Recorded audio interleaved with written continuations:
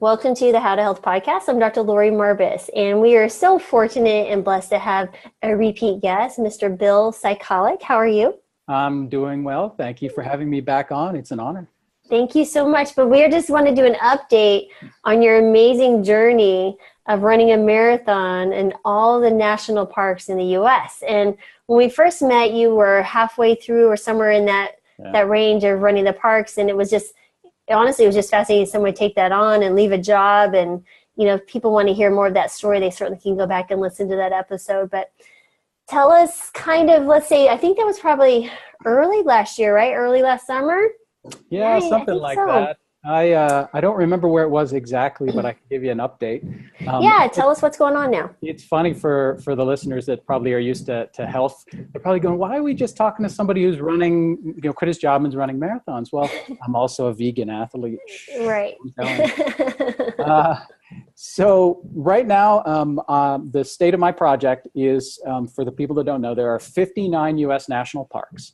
And I have run 51 marathons in 15 months in all of the national parks outside of Alaska. So there are national parks in the lower 48 states. There's one in the U.S. Virgin Islands. There are two in Hawaii, and there's one in the territory of American Samoa, which is a 5-hour flight south of Honolulu. So it's like way out there in the Pacific. And, at this point, I'm now living in Denver. So I finished the 51 that I can get to easily, and I'm in a process of replenishing my bank account and planning Alaska. So the 8 national parks in Alaska are going to be a logistical challenge. It's hard to get to. There are 4 of the national parks there you need a bush plane just to get to, and they don't have established trails or roads. So getting the planning in place to do those is going to require a lot more money, because the bush plane flights can be $1,000 to $2,000 a piece. The logistics, I'd like to have other people with me for safety reasons. There is truly an animal danger there, and I'm not the best at this point at sort of off-trail navigation.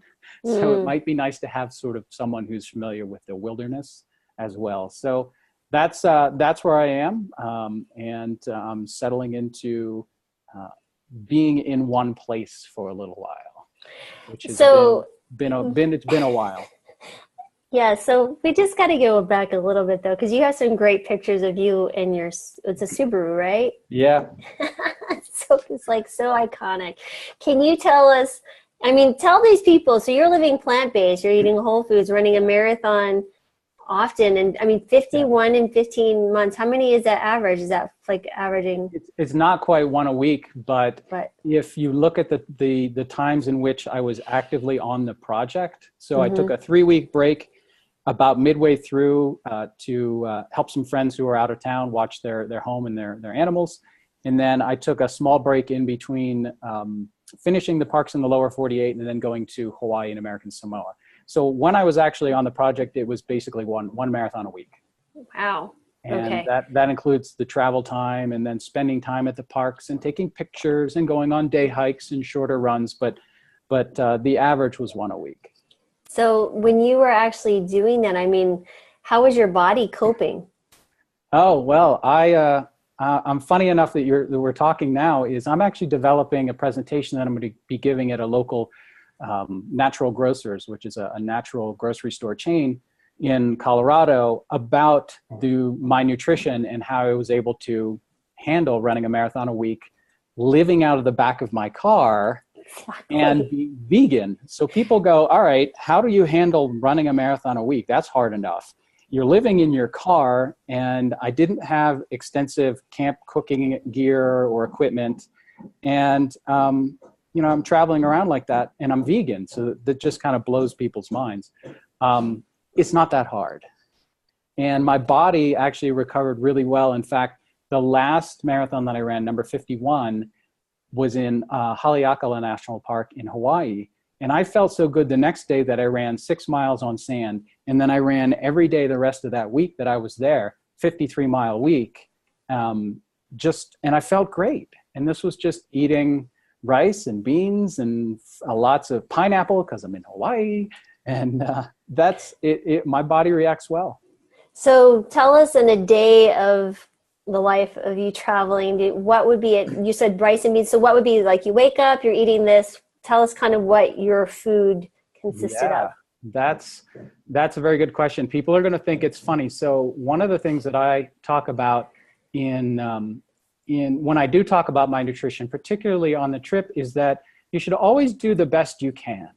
And sometimes you have limitations that keep you from doing maybe something better than what you're doing now. And my limitations were living out of the back of my car, a lot of camping. I did stay in hostels on occasion. I think probably in 15 months, I might have stayed in a hotel 3 times, 4 times. It just Wow. wasn't in the budget. And then I would stay at people's homes when they would invite me in, as because they were excited about the running or they were excited about the national park aspect of the project. And limited cooking capability at campgrounds. Not hostels are a little uncomfortable sometimes to cook in. People's homes, I was always very mindful of not making a mess, since generally I didn't know these people. They were really opening up, being generous to me.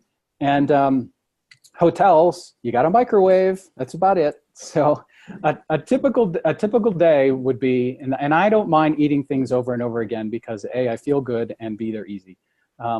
Breakfast was overnight oatmeal, either in water or a plant-based milk, with a little agave syrup and a banana or 2.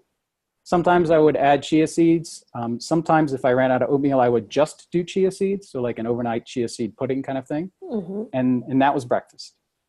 And then lunch was what I call a salad sandwich.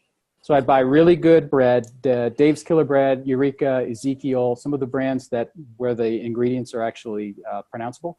And I would have spinach and sometimes onion, tomatoes, and then just basically mash it into a sandwich and eat that. So I was getting my greens and some vegetables. One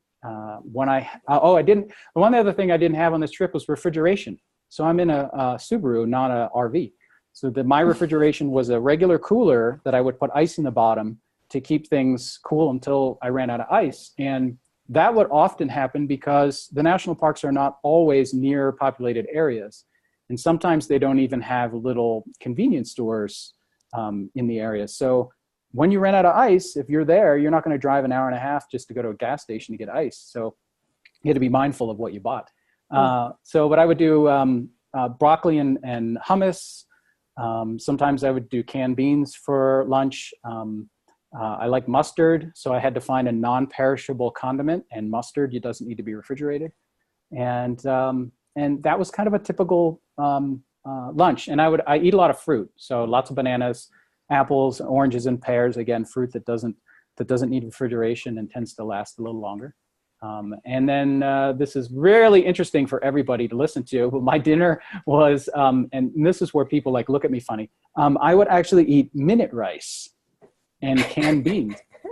And there's a reason for it, right? I needed the complex carbohydrate. I needed some sort of fuel, but I didn't have the ability to go and cook rice. I didn't have a rice cooker, or I'm not going to get a pot on a fire and try and cook rice. That's painful. So I would have a Tupperware bowl. I had a jet boil stove. I could boil water. I would make minute rice, canned beans, canned vegetables, and then if sometimes salsa, sometimes curry powder and mustard, like a mustard curry, which is super nice. Sometimes rice wine vinegar, just anything just to add a little flavor to it. And that was my dinner. And I was happy with that. And it fuels you because it's giving you all of the sort of the basics that you need to maintain yourself and perform at a high level. The minute rice always gets the dog look, right? People go, huh? Minute rice? Really? It's not the best. It's making the best choice you can given your constraints, and always trying to improve. So when I did have a way to cook, then I would cook brown rice. But when I didn't, I would do that. And then, peanut butter and jelly sandwiches, peanut butter and banana sandwiches. I ate probably 4 to 8 bananas a day when I had them in the car, carrots, apples, pears, nuts, seeds, and trail mix on occasion. And then once in a while, a Cliff Bar or 2. Yeah. Just because. Yeah. So now that you are in a somewhat, stable space, you're one place, what do you eat now? What's different? Is it the same thing? Oh, I'm almost embarrassed to say pretty much. Yeah, It works. Why change? it works. So probably the only big changes that I make is that I have an Instant Pot now. So I do brown rice in that. I'll steam vegetables. I'll eat more just a straight up salad because I actually have bowls and silverware, place to cut vegetables and things. And so the breakfast is about the same. The lunch is more of salad.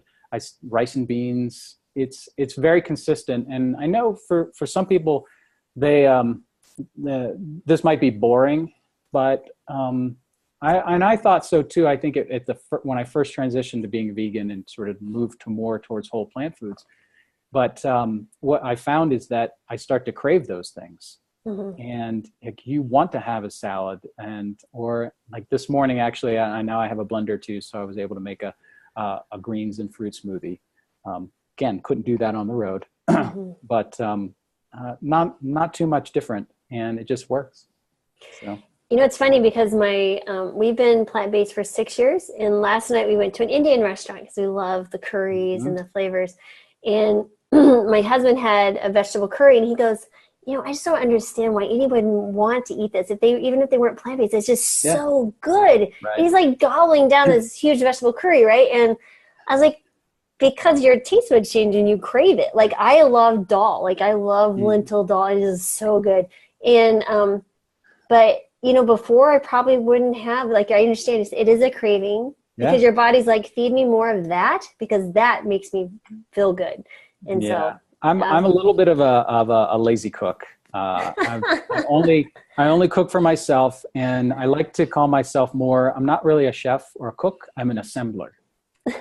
So I will spend some time in it when I have a kitchen, and I'll do some chopping of vegetables and things. But when it's just my thing. It's like when I want to eat, I want to eat. I don't want to cook. Right. And so I tend to eat a lot of raw vegetables in salads. Maybe lightly steamed, because an Instant Pot can do it in 3 minutes. It's great. And I eat rather than spend 45 minutes preparing something for myself. I just don't do it. And I just use that as an example for people that you can eat simply and you can eat consistently a lot of the same things and it still fuel a high performance and good health. So, it's not as hard as people think. And yet I don't do any math.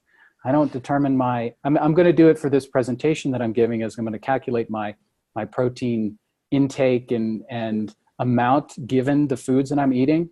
And I've done it one time before for another presentation, and it was way over what would be sort of average requirements for someone. And then even if you add on a little bit more for an athlete, I was just getting it. I wasn't not even thinking about it. And recovering fast, running, marathon a week, it's not as hard. It doesn't take as much effort as you think. And do you mind asking your age because you're not in your 20s? No, I'm not. I'm 46. Yeah. So see? I'm not a spring chicken. And hey. I'm 47. Don't be talking spring chicken. We're spring chickens. We are. Right? We feel like it. We feel like spring chickens, yeah. So, no, my kids are, what we were talking earlier, how, I explain to people how I have adult children, right? My youngest will be 20 in October. And I'm just like, they look at me like, how can you have kids and you're still active and healthy as like plants? Yeah. It sounds silly, and I didn't believe a lot of the that came along with it until I experienced it myself. And I just try to encourage people that if they're interested, truly, at least give it a shot for a month or so, and pay attention to how you feel. Yeah, you just feel better. What I do, I that's exactly what I say. It's like, be open to the possibility of being better than you feel now. I mean, even if you feel pretty good, I think there's even, you think that's your status quo. Maybe you think that it's normal to be tired after work, or maybe you think it's normal to just want to sit on the couch after you drive home, or, or feel stressed. But actually, no, it's really, your body's pretty resilient. So I tell people, give yourself the opportunity. But then what's funny is they forget. So I learned very quickly in medicine, when people transition the diet, they forget about, for when they come see me as a doc in the office, I'm documenting all their complaints. So when they come back in a month, they're like, yeah, I feel pretty good. Not so much difference. Like, really? Are you still having those headaches and those GI upset? They're like, oh yeah, I forgot about that. Yeah, that's all gone. So I do encourage people, exactly what you're saying, journal at least what your symptoms are. I used to quantify it, like where we go through multi-systems, like their respiratory system, their musculoskeletal system, their GI, exactly, neuro symptoms. And what I would do is we'd write down, and then we'd actually, how many times per week are you getting, and we'd add that up and just kind of give it a quantified number, and then we'd do it again, and we see this huge drop. And pretty amazing. People think that food is so simple, but it's not going to help you. Like, yes, it will. It's so much more complex than we realize. The results of eating food is complex, but the actual food that you eat doesn't have to be complex. You don't have to have goji berries every day. People go, oh, you're vegan, that means you must be gluten-free. I'm like, no, I eat bread all the time. Like, it's not that hard. And people, and the one thing with being an athlete, and I don't know if you treat too many athletes that come in, but the recovery time is so much shorter. Mm-hmm. And as a non-athletic person, you might not notice that. You may say that, well, my knees don't hurt as much, or my back doesn't hurt as much, or hey, after working in the garden for a few hours, usually I'd have to sit on the couch the next day, and I don't. And that's like what I experienced, which was, it used to take me days to recover from a marathon, and now it takes me half a day, or at the most. Mm-hmm. And I attribute that all to my diet, because I didn't change anything else. I didn't change the running routine. I didn't change the training. I just changed what I ate. That's incredible. So you were a runner before you started this quest? Yeah, I was. But I was a, quote, late bloomer. I didn't start running until I was 33. So it wasn't, I wasn't a high school runner. I wasn't a college runner. I didn't play any sports that required a lot of running or endurance running specifically. Mm-hmm. And at 33, I was living in Detroit, and I was probably 25 pounds heavier than I am now. And I just said, I want to get in better shape. Let me try this running thing again. And I had kind of half-heartedly tried it in the past and just hated it. I'm not a runner, right? Just that, people say that all the time, and it came out of my mouth plenty. And I thought, well, you know what? If Oprah can run a marathon, I sure as hell can run a marathon. And love Oprah. That's awesome. She obviously inspired me to do it. And I thought I would check it off the bucket list. List of run a marathon. It just seemed so hard and so out there, and so not in my realm of the people who I associated with or anything. But let me check it off the list. I'll just do it. And I did it and got hooked. So now I've done up to 50-mile distance, and I've done a bunch of 50 kilometers, which is 31 miles. And then obviously I did this project to this point, which was 26.2 miles at least once a week for roughly 15 months. Is there anyone else that's run that many marathons in that short of time? Oh yeah. So when I was thinking about this project, and I'm working on a speech about possibility and how to embrace possibility and incorporate it more in your life to help facilitate change and get where you want to go.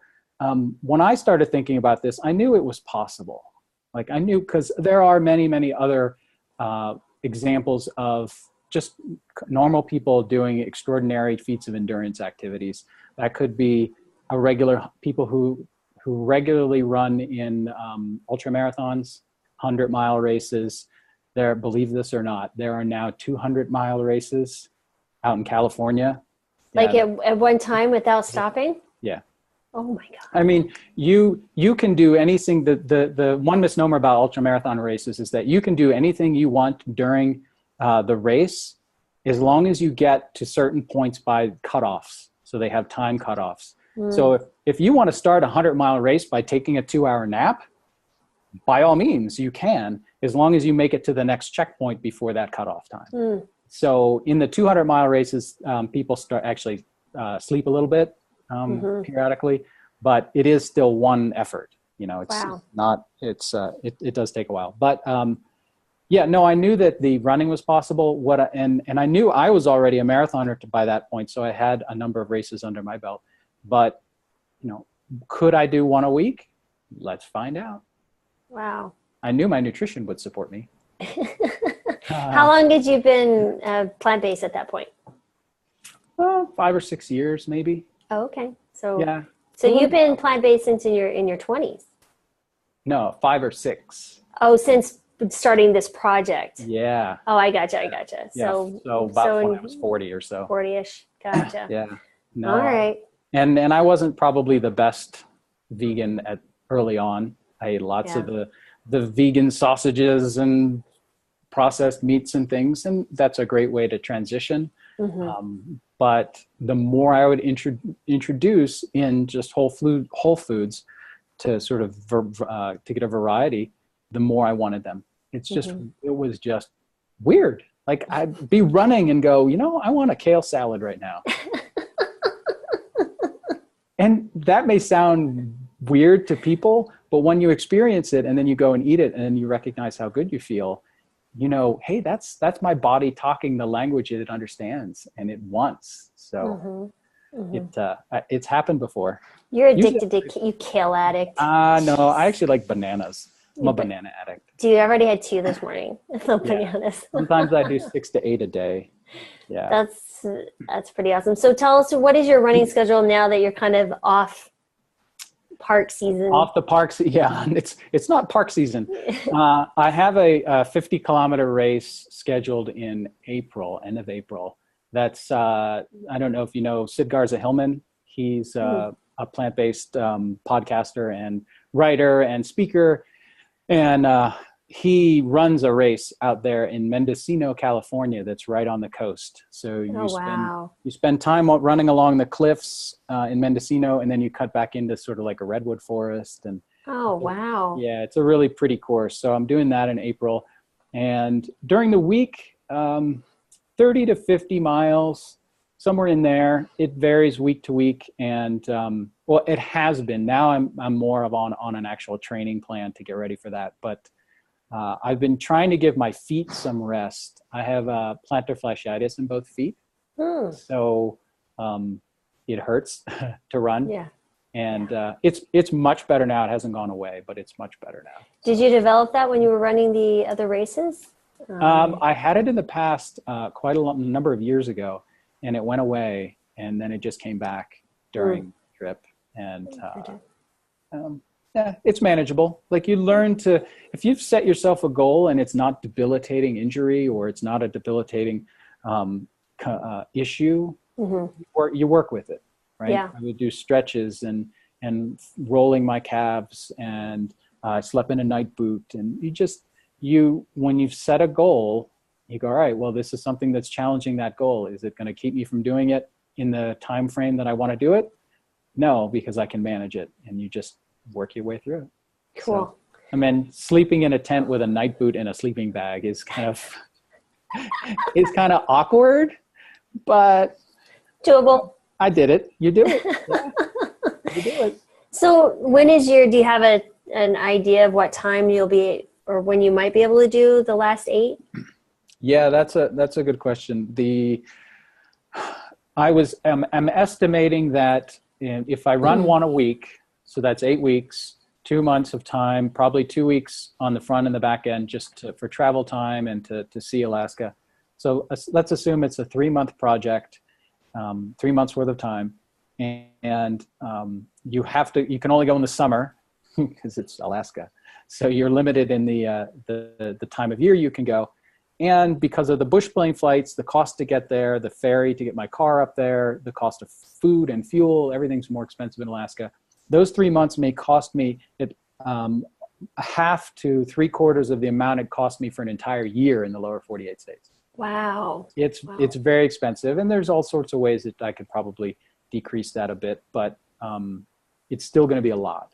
And since I haven't had a job in 18 months, I'm working down on the low end of the savings.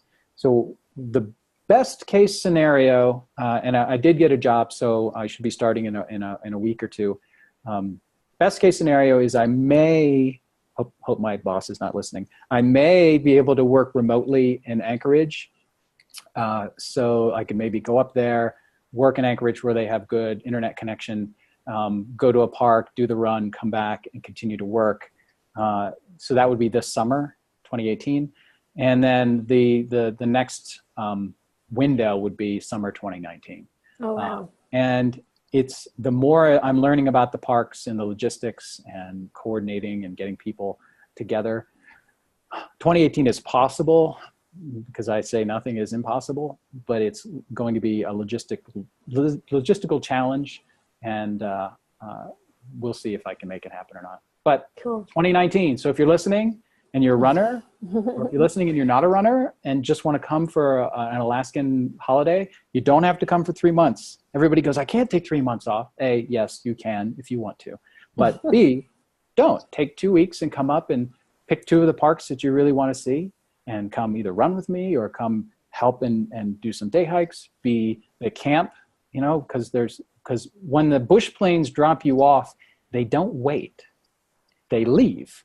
So you're left there. You have to have all your provisions and your bear-proof canisters and everything for however many days it takes them to come back. And it could be however you schedule it, like maybe say 2 or 3 days. Or if there's a weather problem, thunderstorm, rain, then they can't come back. You have to sustain yourself for however long, you could be there. And that's a different kind of experience than what I've had to do in the lower 48. So right. More planning involved there. Interesting. Yeah. Yes. Lots more bear spray. Yeah. Oh, yeah. Yeah. Having been through Yellowstone, hiked all through there, you definitely making sounds. Yeah. Singing, spray. I'm not sure if they have grizzlies in Yellowstone. They might be. Yes, they do. I've do. seen them. Oh yes, they're very different from the black bears. Yeah, well, they have lots of them in Alaska, and they don't always react to the singing and the dancing and all that. Right. They just kind of go, wait a minute, you're in my home. I might eat you. Yeah, I might. No. Yeah. That's very possible. Yeah, no, we carry the bear spray for sure. Yeah. Highly recommended. But even the bison are scary, man. Those guys can kill you too. I had to dodge bison in several parks while I was out running.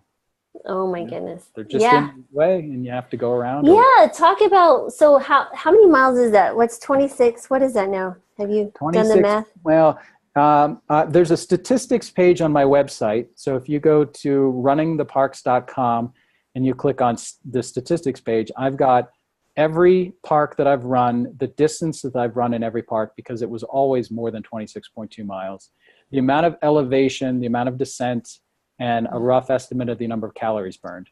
Oh my goodness. So all 51 are out there. If you're interested, there's also a way to go to the GPS record for the run. So if you're interested in following the route that I took, or mapping out your own route, or just seeing where there are nice hiking trails, that's there as well. So the total is 1,000 something or other. Well, 26.2, just plain 20 is 1336. Yeah, there you go. So you've got to come across a lot of interesting animals. What? Well, tell us, do you have any fun stories? Rattlesnakes or besides? Funny. I went 47 parks before I'd seen one snake in 47 parks, and then I think the 48th park I saw 3. Oh wow! So all of a sudden they were out. Yeah. And I only almost stepped on one. Only once. Only once. So snakes weren't so bad. Your typical kind of elk and deer and a lot of ground grouse, like the grouse birds. Mm-hmm. They scare me more than anything else. Not like I'm afraid of the bird, but what it does is it kind of hangs out right close to the trail, and it acts as a decoy to lure you away from its nest or from where it might have babies. So I'm running along and the bird's right next to the trail and all of a sudden sort of flaps up and starts running. And I'm like, holy shit, just, like, damn bird. And that happened several times. So you'd think after the first time I would have learned, but no. Well, it's a sudden movement, and it is. And it was successful. It's wasn't right next to you. It's not like a buffalo out in the field. Yeah. So, I mean, it was successful in its mission, right? Is Yeah. to keep you away. It's like, okay, I'm going. Yeah. So very cool. So was there anything as far as hydration, like when you were running all this way, did you carry water with you in a pack, or what did you use? What type of tools? For when I'm doing the runs, I would not rely on water sources out in the parks because you don't always know if they're available, and it takes a lot of time to filter water. So I do have a nice Sawyer water filter that I would take on occasion, but normally I would take 4 liters of water with me. So I have a 3-liter hydration bladder and then 2 bottles. And the 3 liters would be straight water, and the bottles would have some sort of electrolyte drink in them. And then I would also take, if it was hot, electrolyte tablets to help balance the electrolyte intake. There were a few parks where I would have said I was dehydrated by the time I got to the end because of the weather. Grand Canyon was one of those. Big Bend National Park, Guadalupe Mountains was hot. But nothing debilitating, nothing that caused any damage. And then when I'm actually running my nutrition, if I go anything longer than 26 miles, I'll take real food. So peanut butter or almond butter and jelly sandwiches. I like dates, solid foods. But on the marathons, to save weight and just for ease of use, I would just do the running gels. So the basically glucose sludge. Yeah. The goos. Yeah. They seem to work. They seem to work fine. Bananas. If I had a course where there were a couple courses where I had to do loops. I couldn't do one big 26.2 mile loop, or I didn't do a 13 mile straight out and straight back. I had to do a 13 mile loop in a couple parks, so that always get me back to my car. And I would be able to sort of refuel a little bit there. I'd stop, grab some bananas, maybe eat a piece of bread or two, and then continue on running. But while I'm out in the wilderness, it's backpack, lots of water, gels, safety gear, first aid kit, bear spray if necessary, emergency bivy. I do have an emergency GPS safety beacon. So if you're out and you get injured, it can send messages to either predetermined email or text messages, or it can actually facilitate your rescue. So and 75% of the time I was on my own. And I had gone plenty of time in the national parks and gone an entire 26.2 mile loop and not seen anyone.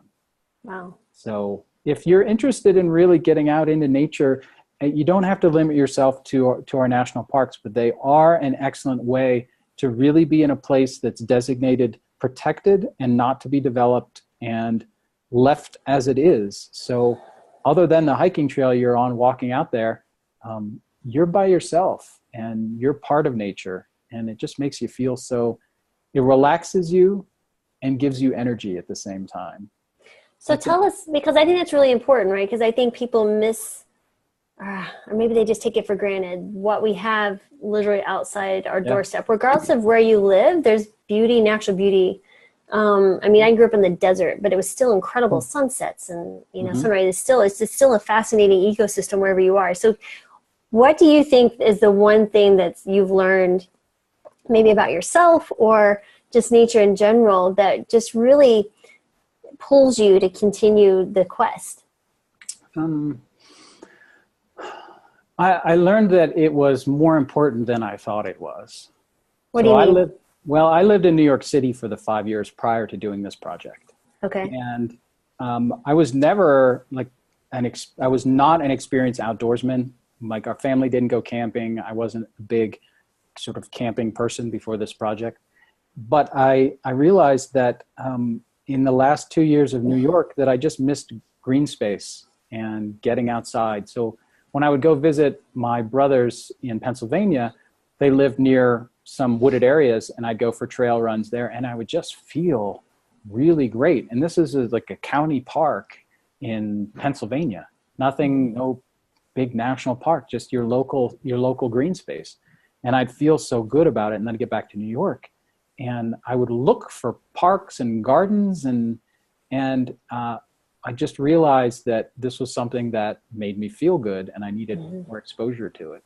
And as I got it in the national parks, I just realized that does make me feel better. And even now, so I'm in the Denver area, and was doing a lot of interviewing for a job, got the job, and a lot of it's going to be doing remote work. So I'll interact with people over video conferencing. I will have some in-person meetings, but a lot of it will be from home or from co-working spaces.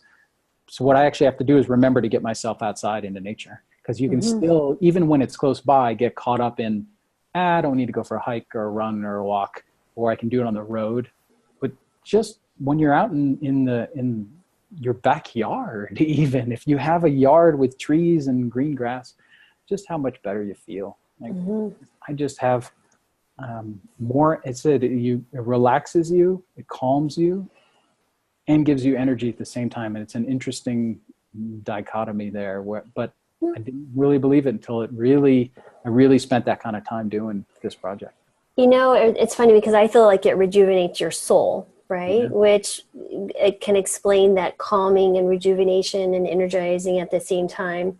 But I remember as a child, where I grew up in the small eastern New Mexico town, the night lights, the stars were so incredible. And I remember spending many an hour staring up and just looking at the stars and just thinking how vast and incredible a world that we live in and just beyond us, right?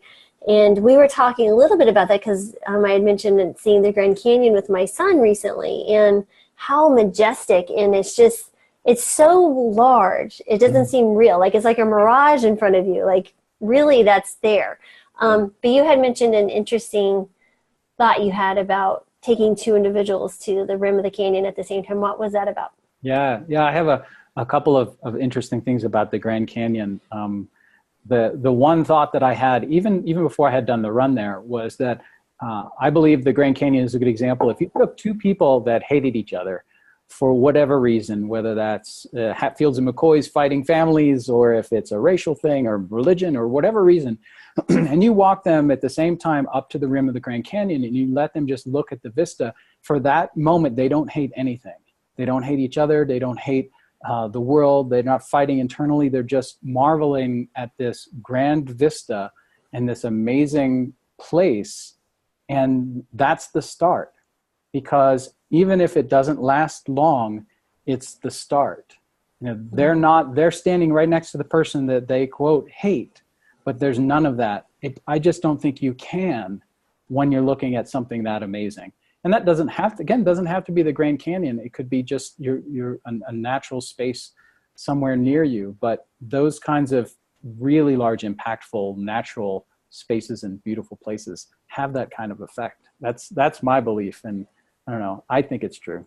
So the next presidential debate needs to be at the rim of the Grand Canyon. It does. But it makes sense, right? Because what fuels hate is uncertainty and not knowing someone. It's the differences, right? With the misunderstandings or misconceptions. But when you're coming here, there's that one commonality for however brief a moment like you're describing, so that we can understand is like, wow, actually they're human. They're not the Republican or a Democrat or whatever. It's like, no, actually we all have a common root, and that's just being human and humanity. So for me, it's a spiritual side of things too. And I believe that the big man upstairs creates some amazing things, but that's my thoughts. But it's something that you share. It's like, wow, okay. That sense of awe. It's that sense of, it is of your size in the grand scheme of things.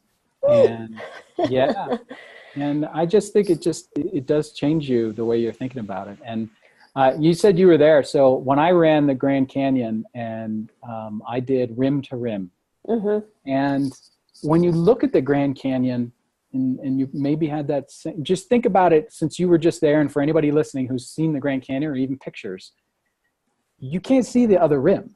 No. Like it's literally only 27, 28 miles away. So it's not that far in grand scheme of things, but you can't see it. And it just looks so vast. And like all of a sudden I'm going to go down into that and hope I come up somewhere else. And it just, it blew my mind to think that I was doing it. Again, I knew it was possible because it's actually a regular trek that a lot of hikers and backpackers and runners do. But when you're dropping into that canyon, you're just going, man, I hope I come out of this. Well, and I like the idea, it's humbling and it reminds us we are where we are in the grand scheme of things. But what's interesting is collectively, as a species, as humans, we have such a effect on our world, right? That goes back to the environment, protecting our national parks, which I know you're obviously very fueled your passion. But what's interesting was you also want to do something else, right? So you want to help people kind of in a coaching sense move into doing greater things, right? To understand that there are challenges, but don't ever deny the opportunity to take it on. So can you describe what your hopes and thoughts are about doing that? Yeah, thanks for that. One of the things that I'd like to take out of this experience and help people with is the whole idea of the possibility of change, and specifically how to use experiences to help facilitate that. So I'm in the process of working on my side speaking engagements, and my coaching to become what I call a life experience coach. Mm-hmm. And it's like a life coach, which helps people sort of go through transitions or get out of ruts. But what I want to try and incorporate into the whole process is the idea of experience. And it doesn't have to be this massive, I'm going to sail around the world, I'm going to bike across the US, I'm going to run a marathon in all 59 national parks. It surely could be, because that's a huge opening to possibility.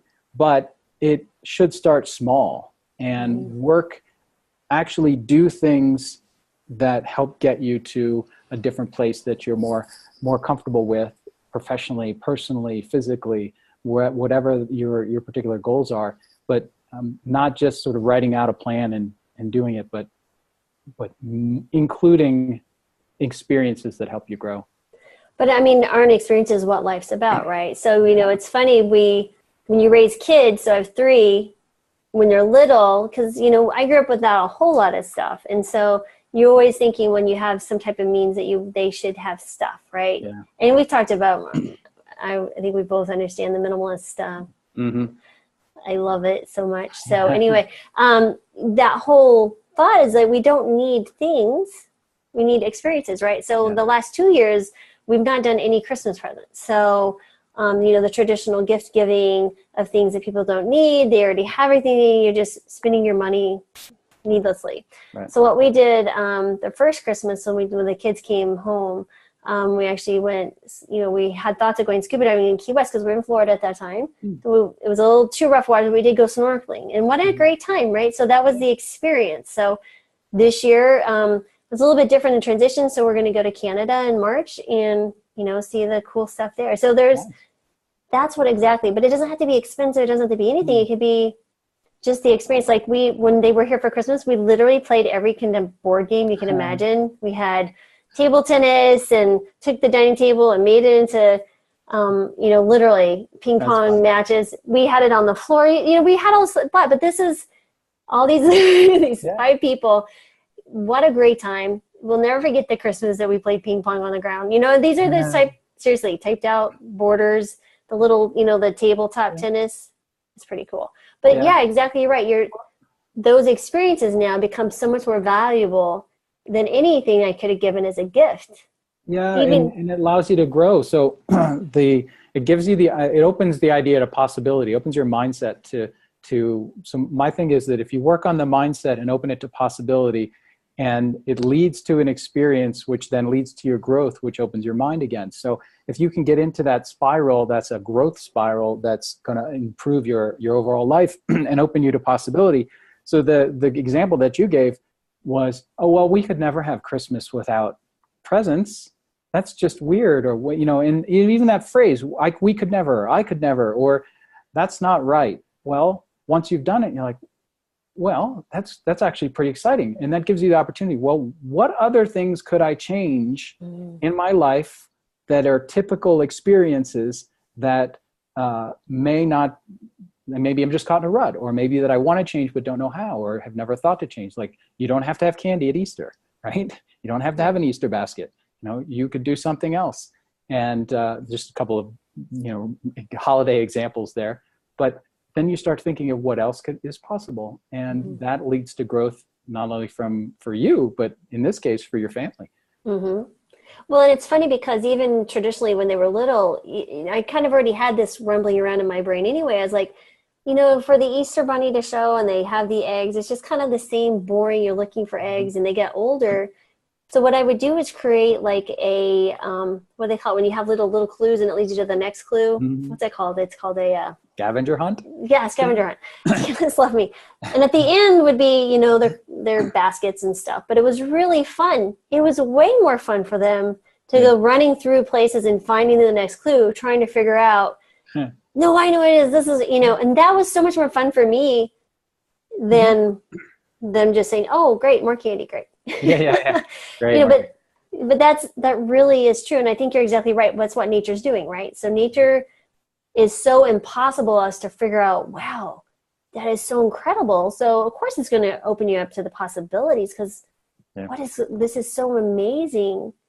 It's so much more than I ever dreamt that I could ever imagine creating or seeing. I mean, it just really, it leaves you to it prepares your mind, I guess, for what you're describing. So yeah, that's really cool. Very cool. I've never heard of a life experience coach. Is that something that you kind of coined the term, or is that something else you've heard? That's awesome. I coined that. In fact, it's a little early, but I do have lifeexperiencecoach.com. Right now, it redirects back to my National Parks Project page, but it will be part of the development of this product and service for folks. So cool. You should totally do YouTube videos on your channel. You'll have your own TV show someday. That'd be cool. I don't have a television, but I would watch YouTube videos. Yeah. And that's the other thing, right? Is taking out of your life things that keep you from those experiences. So, for example, which I had to be careful with this thing, right, is the cell phone. Because I get sucked into the world of Facebook, which I need to be, because that's where a lot of my I work from home too, right? So that's a lot of the stuff I'm doing. But we don't have a television because it's just like a time suck. It just... And what they found is that people who actually watch television when they're watching television, they have the same brainwaves as someone who's depressed. So it really speaks to... a lot of what's on TV is depressing. So yeah, absolutely. It doesn't help. You know, and it's funny because people ask me, oh, who are you cheering for the Super Bowl? I was like, the Super Bowl's coming? You know, and honestly, I didn't even know it was playing until like Saturday. And I was like, I really have no desire. If anything, I think it's more cool to see whoever sings the national anthem in their halftime show. Yeah. But, you know, and that's what we did. We Googled that, and we did watch some of it, but it was all on the computer. But it was just, you're just kind of, it doesn't compare. You can't compare nature and being with people and sharing experiences and hearing laughter, or even it doesn't have to be the best of times, right? Just sharing with someone in their experience, period. Is so amazing. You grow from that. I think that's what's cool too. You kind of become addicted to the feeling of feeling good. Yeah, no, it's happened 51 times. Exactly. That's awesome. So when do you think you'll be launching your coaching?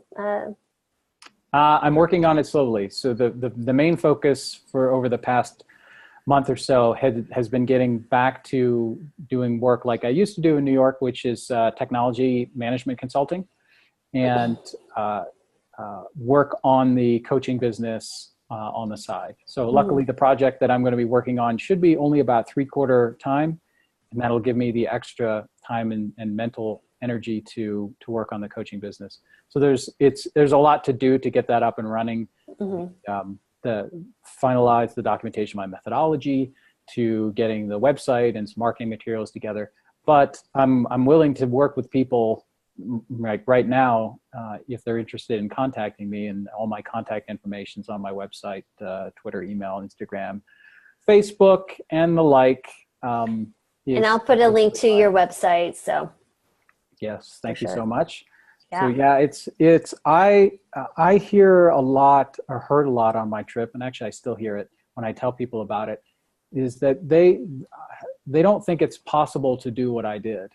And I believe it is possible for most people, to literally do what I did, but also to do something that they want to do and make a change. Too many people that were in my similar situation, living in corporate, working in corporate world, living in a big city, feel stuck. Like, well, this is what I went to school for, or this is what I should be doing, or I have a wife, husband, 2 kids, and I can't make a change. Well, you can do whatever you want to do. What you choose to do is what defines you. So think about how you can incorporate experience into your life in a way that helps you get to the change you want, either slowly or all at once. I never thought I would to take a year off of work. My God, I barely took 2 weeks off when I was working. To run to go to all the national parks. I like the national parks, but even before this, I think I had seen 4. So it wasn't, again, a lifelong thing that my families went to the national park and that, but I decided that it was possible and I was going to make it happen. So I planned it out, saved up money, and here I am talking to you 51 marathons later. That's a pretty amazing feat. And so when you finish your 59th marathon and you're like stopped and you're like, well, that was cool. What's going to be your next adventure? Have you thought about that? I'm sure you have. Just a little. Not aggressively so. I do have some other goals. I'd like to run a 100-mile race. So that's definitely on the list of things to do. I'd like to develop public speaking and more of a public speaking presence. So things like that. But in terms of athletics, I'm really trying to focus on finishing the 59 first. That's a good start. Well, that's going to be I can't even imagine who you think you were 15, 18 months ago to the person you are now, and then where you will even be after this next logistical hurdles and everything. Yeah. So how have you changed? How do you feel like Bill has actually changed? I think we probably touched on it, and you've heard me as we've been talking along, just be more open to the possibility of things. When someone says something and I don't immediately react like I could never do that, or that's not something that I ever thought was possible. I stop and think like, all right, well, maybe I don't want to do it, or it's not something I'm interested in, but it's possible. And that was definitely a growth for me, to go and be able to say that I did this and had not thought that all of those things that I've done were possible. They are possible. It's just I had chosen not to do them, but I hadn't figured out why. And that's helped me sort of work through, being able to embrace that more than I had in the past. So that's been good. It's recognizing the importance of nature we talked about, and having that incorporated in my life. So I've moved to Denver. So that was one of the things was, regardless of this project, I was going to get to a place where I had easier access to outdoor space. There was one little anecdote that I have. I lived in Long Island City in New York, which is in Queens, right over the East River, roughly from the UN. And I would have to walk to the subway every morning to take it into the office. And was a little public, well, I guess I thought it was a public garden, a small area in between two small buildings that people had created this wonderful green space, and there was a small bench in there. And when I say this is tiny, it's a tiny little space. And I swear to you, no matter how many times I walked past that, it was locked. I was like, they're locking up the outdoors. I want to touch a tree. And that just made me realize that I needed to have access to that more. Which is interesting, because you talk about you were craving touching nature, right? Mm-hmm. So we live in the cement world and which we obviously need housing and places to live and work and whatever. But so we need, I think people take for granted Mother Nature, right? We take for granted the environmental impact that we have as humans, right? So that kind of brings us full circle to a plant-based diet. Not only fueled your body well to allow you to be an extreme, amazing athlete, to do these things that you had never done before, but also the way you're eating has the least environmental impact, right? So you're also supporting the very thing that your body, your spirit, your soul was craving. Yeah. So it's very interesting how you see that that intertwined experience. And that's kind of what I found. The more I become, when I became plant-based, like literally overnight, 6 years ago, you sit back and you're like, you really begin to be open to the message. And the message was always there. But like you said, you were choosing not to listen or choosing not to do it or have other thoughts, but it makes you more open-minded.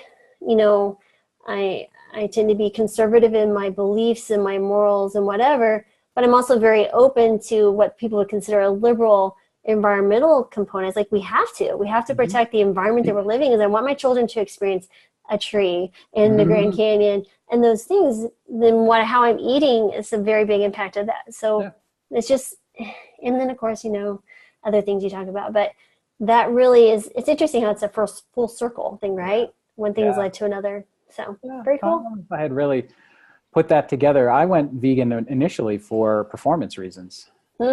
It was because I felt better and I ran better. Yeah. And I tell people that I like to take care of my insides too. So all of your organs work better on a plant-based diet. But I did it for performance reasons, and then all of the rest of the things you learn about the effect of how you're eating on the planet and how I eat now makes sense. It is in alignment, but that wasn't the original push. I wasn't the ethical vegan or the environmental vegan. I was, wow, I can run faster and recover faster. Well, I'm going to keep doing this, Right. But that was the same reason too. So I had patients that got better on a plant-based diet. And as I was doing the research for the Science for Health, I switched my diet not only for myself, but I needed to be consistent with my message. So if I'm going to share this message with a patient, you need to do this plant-based diet. Well, do you eat a plant-based diet, Dr. Marvis? Right. Well, yes, I do. I can't lie. I'm not going to be able, plus I'm like, you're exactly right. Your body's going to run more efficiently on plants. And Dr. Kim Williams came up with the idea. He goes, I'm not afraid of dying. I just don't want it to be my fault. Yeah. So I'm like, exactly right. If I die, I die, but I just don't want it to be because I've chosen to make, food my, silent killer.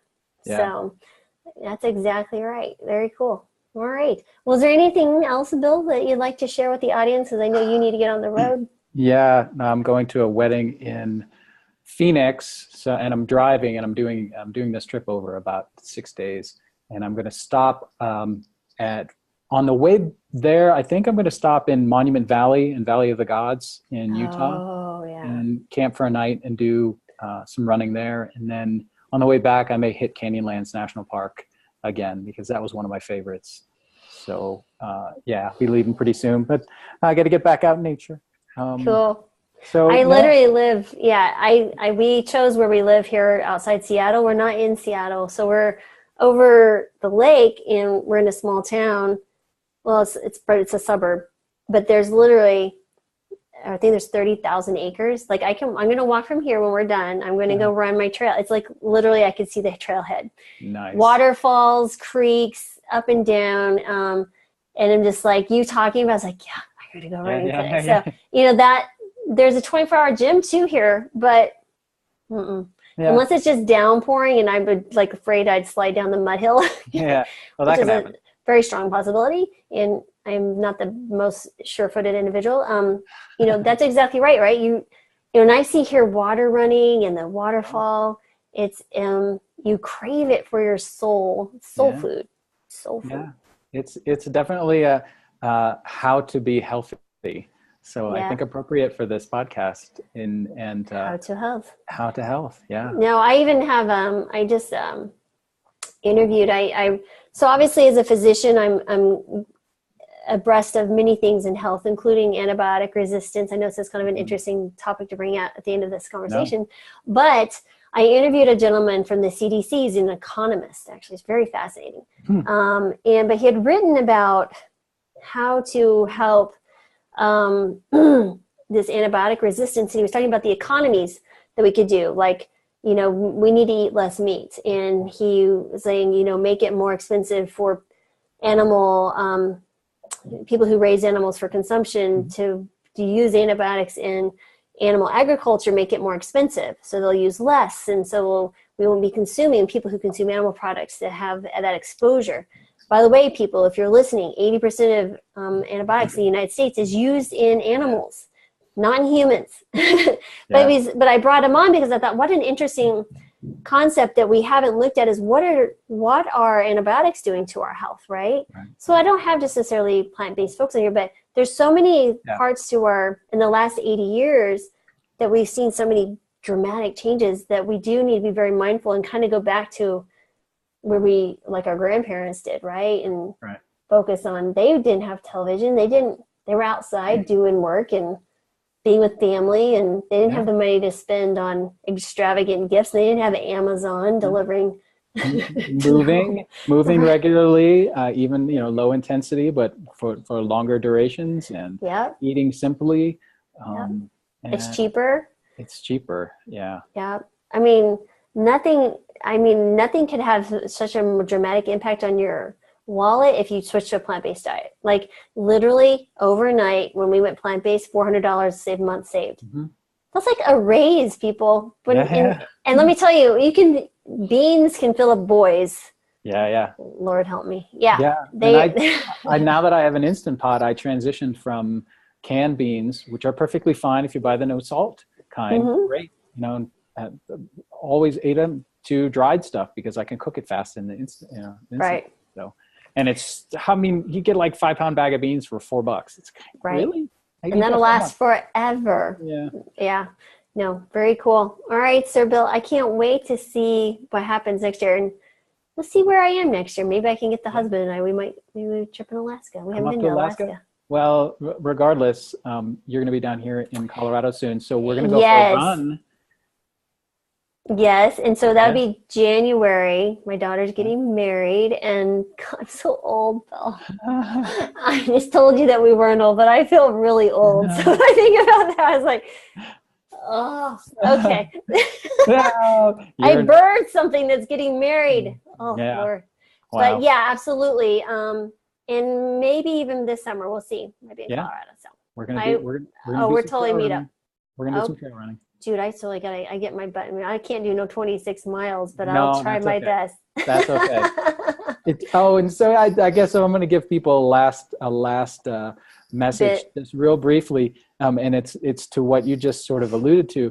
A lot of people see what I've done and are intimidated by it, and I hope that I don't come off as intimidating or come off as a braggart to saying, "Hey, I ran 26 miles." Not at all. But what I want people to recognize is that you need to start where you are and do it slowly. So and I use the national parks as an example, but it really is appropriate for wherever you are and whatever natural space is close by. But if you're a national park person who normally drives through and takes a picture out the window, well, then you should stop. And then if you're the person that stops, then go for a little hike on one of the trails. If you're a normal person that hikes a mile or two, do 3 or 4, and just see how much different you feel and how much different the experience is as you're adding on a little bit more that may be outside of your comfort zone. Mm-hmm. And that experience, just that little experience, again, doesn't have to be big, makes you go, oh, well, next time I stop at a national park, I'm going to go in a little further, and maybe I'm going to buy a trail map, and I'm going to go to an intersection of 2 trails and then come back. Right. And that might be a big deal, but it makes you go, well, I've done that. Now what can I do next? And it just grows from there. So start where you are, take little steps, but incorporate the experiences in those steps, and you'll see where you can go. Absolutely. You should start your blog. No, I'm serious. I've been writing a little bit. I just put out a blog post recently about an experience in Crater Lake National Park, which I felt good about. But I agree, and I need to spend some more time on that. I honestly have been spending a lot of time interviewing and doing some of the traditional who needs things. Money? I know. We do live in a world where you can't just live in a van 24/7, 365.